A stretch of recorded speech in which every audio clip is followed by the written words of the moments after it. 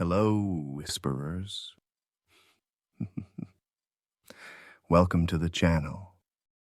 If you enjoy tonight's tale, don't forget to like, subscribe, and share. It helps more than you know. Now, dim the lights, and let's begin tonight's story. I started the night thinking it would be slow. Another shift on gate duty, flash the IDs, wave the tired soldiers through, maybe bust a drunk stumbling back from the PX. That was about as exciting as it ever got. The air was still heavy, the kind of silence you only got on base after midnight. I leaned against the barrier post, boots scuffing the concrete, watching a cigarette burn down in a private's hand. Routine. Then the first car slammed the brakes outside the wire. Civilians. A whole minivan, packed with a family. The father was beating on the windshield with the flat of his hand, eyes wild, mouth moving too fast to catch. Behind him, more headlights appeared. A line. They weren't supposed to be here. Turn 'em around, my sergeant muttered. His voice was flat, bored, but the people didn't move. They pressed against the gates, palms smacking the chain link, faces streaked with sweat and dirt. Kids crying. Soldiers behind me shifted, restless. That's when the gunfire carried in on the wind. Not training pops, not blanks, real fire, quick and dirty. A whole magazine dumped somewhere in town. The private with the cigarette dropped it and crushed it under his boot without a word. We opened the gate just enough to drag in the first guy who made it to us. He was staggering, shirt soaked black. His lips bubbled pink foam. He tried to speak but gurgled instead, choking. Blood poured from his nose. I'd seen stabbings, drunk fights gone too far. I hadn't seen this. We laid him in the holding room, one MP kneeling beside him, hands on his chest. He spasmed once, twice. Then he went still. Time of death, the medic muttered, pulling off his gloves. The man's eyes snapped open, a wet tearing sound. He bit down on the medic's throat before I could blink. Blood hit the walls like someone turned on a pressure washer. The medic flailed, gurgling, spraying more with every pump of his heart. The private beside me emptied half a magazine into the man's head. The rounds ripped through his skull in bursts, bone and brain splattering across the walls. The medic slumped, twitching, already dead. Outside, the crowd screamed, not just fear, panic. They'd seen it happen through the glass.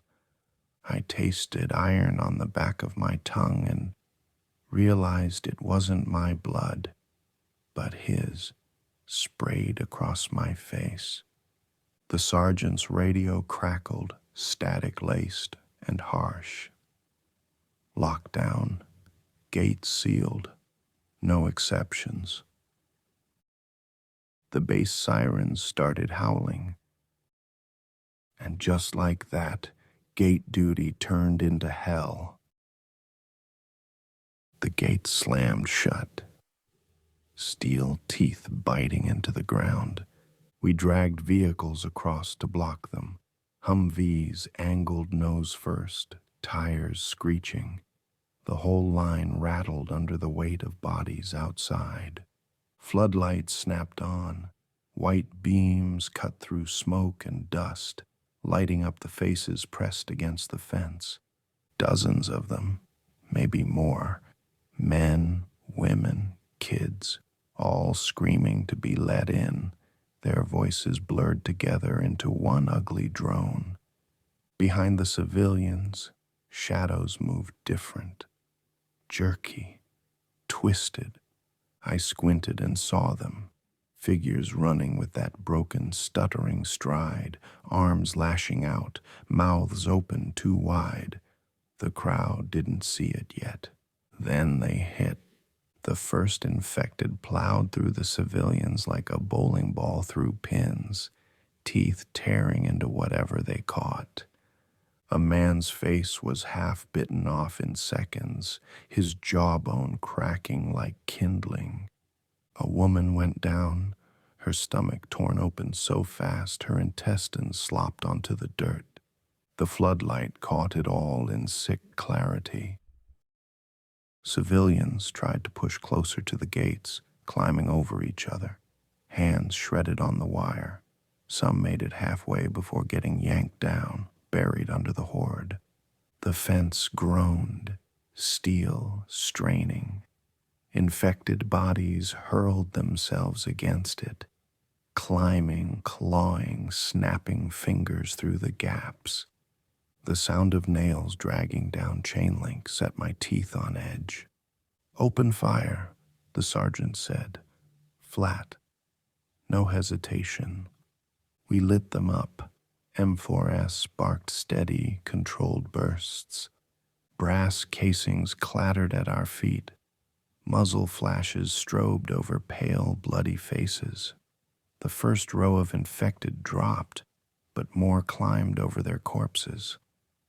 Some didn't even notice missing limbs, dragging themselves forward with broken arms. One civilian made it through a gap and sprinted toward us, waving. He didn't make it 5 steps before something tackled him. His head was chewed open like a melon.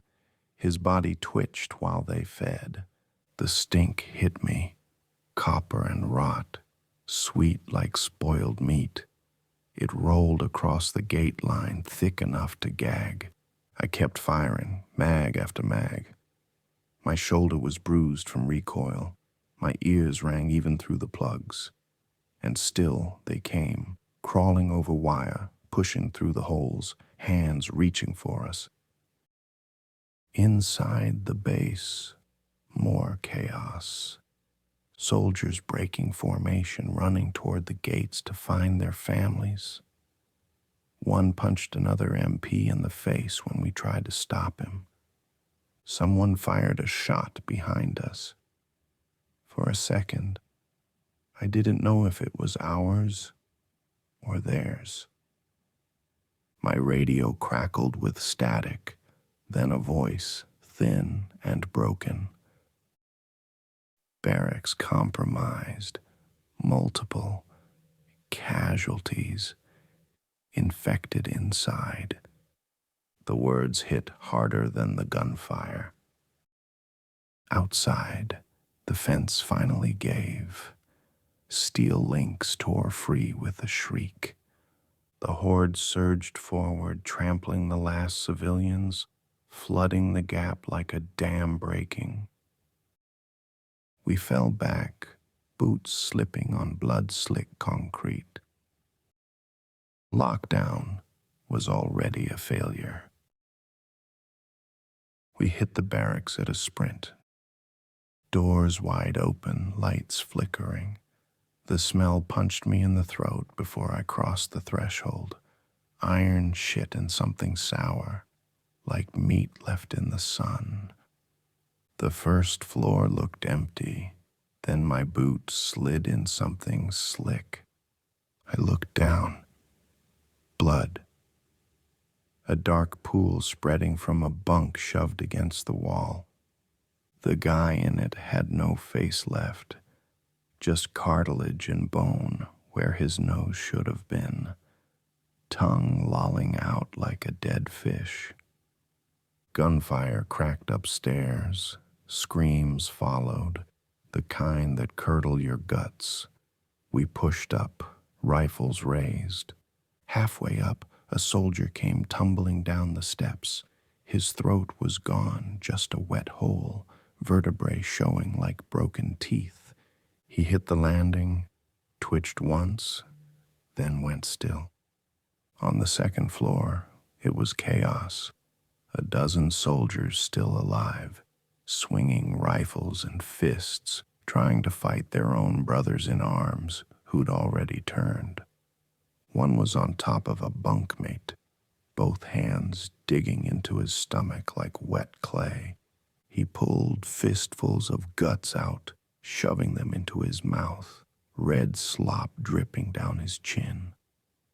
The victim was still screaming when his intestines were halfway across the floor. We opened fire. Rounds popped skulls like rotten fruit.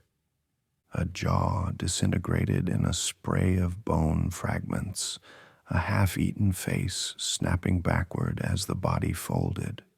Still, they kept coming, crawling over bunks, eyes rolled wide, teeth gnashing. A private tried to shove past me, his arm shredded to ribbons. Bite marks overlapped like someone had fed on him in shifts. He begged me not to shoot. My sergeant didn't say a word, just put a round through his temple. His head whipped sideways, painting the wall. In the showers, 3 survivors huddled in the corner. One was holding his buddy upright. "He's good, he's fine." Then the bitten soldier jerked, teeth sinking into the side of his neck. Arterial spray misted across tile. We cut them both down in seconds. The sound never stopped. Screams, gunfire, the wet tearing of flesh. My ears rang, boots slipping in blood and brains. My rifle was slick with it, my gloves sticky. By the time the last infected dropped, the barracks looked like a slaughterhouse. Beds overturned, walls dripping, floors a swamp of gore. The survivors weren't soldiers anymore. They were trembling, crying, begging for someone to tell them what the hell to do. The radio on my shoulder buzzed, garbled. "Fall back. Armory. Last hold." The transmission cut abruptly, but the message was clear. Things had gone to hell in a handbasket. I looked at the bodies around me, ribs cracked open like broken cages, organs spilling, and I realized we weren't securing anything. We were just buying time. We slammed the armory doors shut and dropped the steel bars into place. Inside, maybe 30 soldiers, all pale and shaking. The air was hot, rank with sweat and cordite.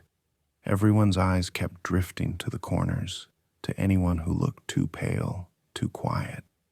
We started passing out rifles and magazines.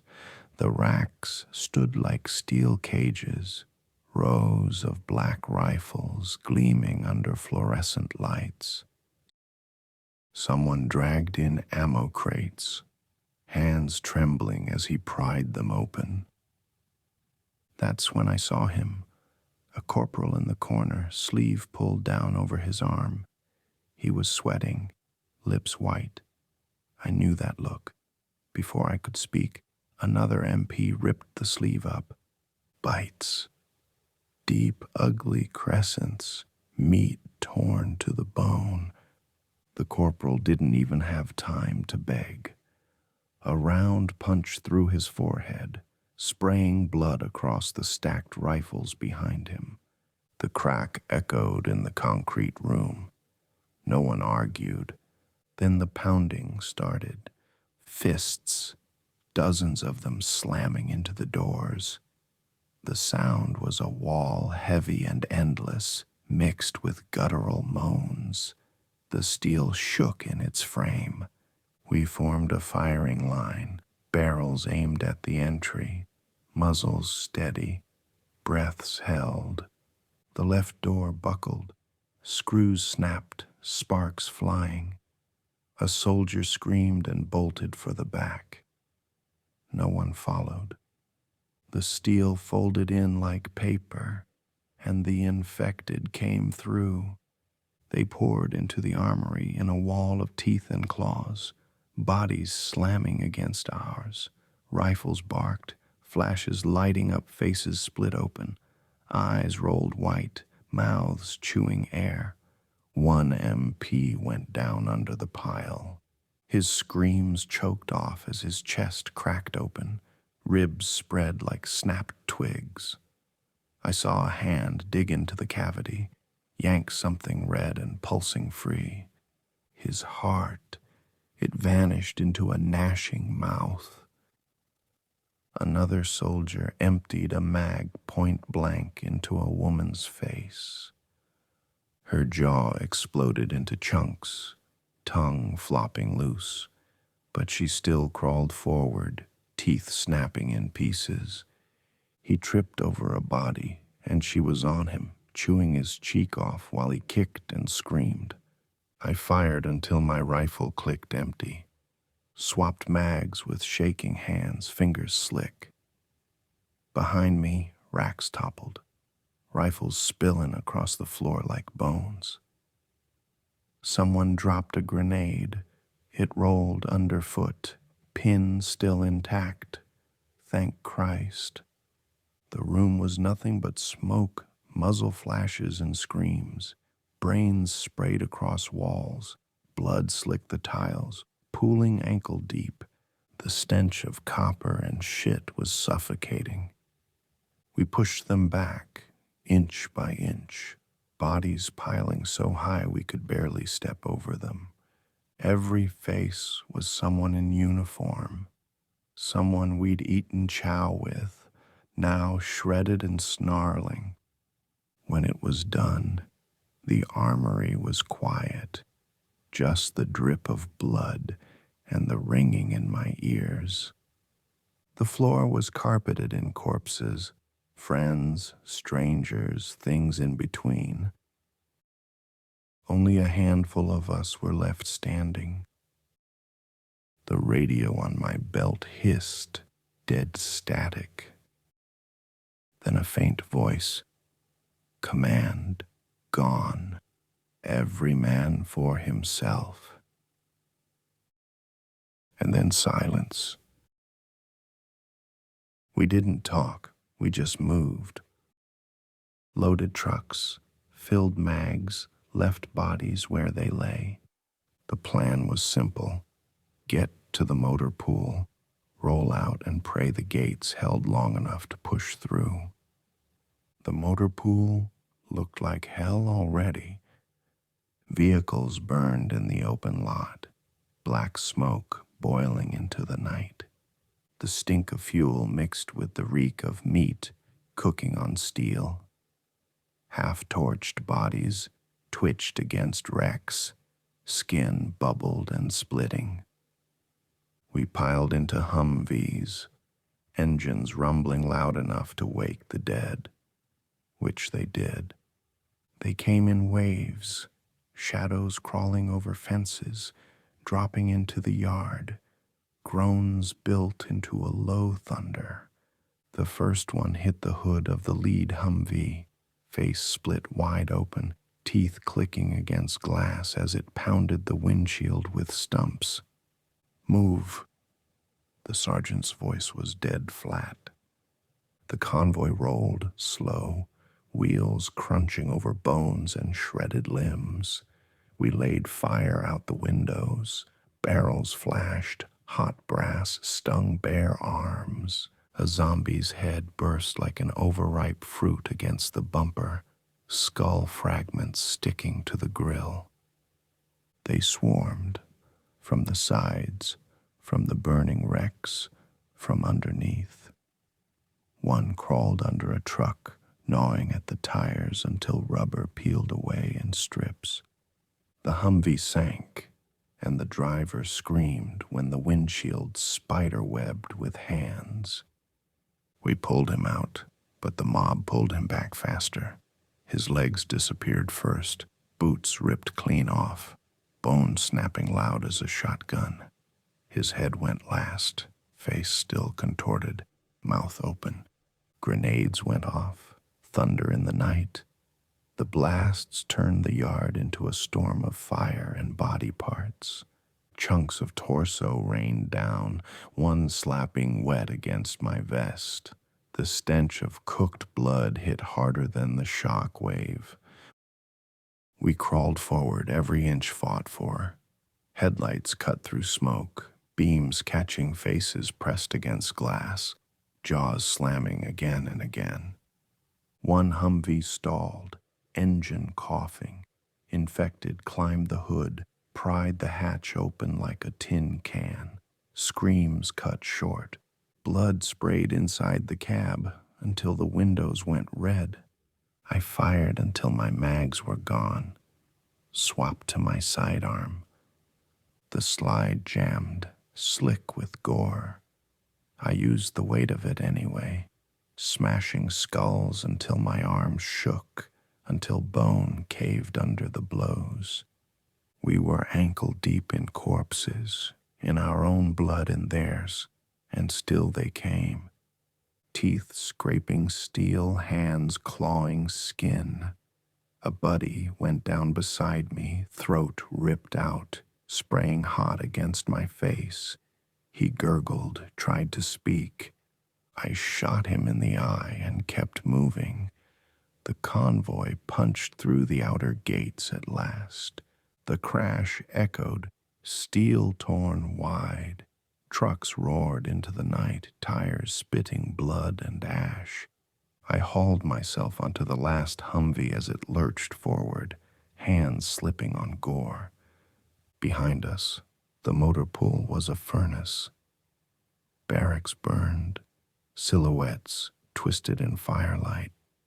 Dozens, hundreds of infected pouring over every wall.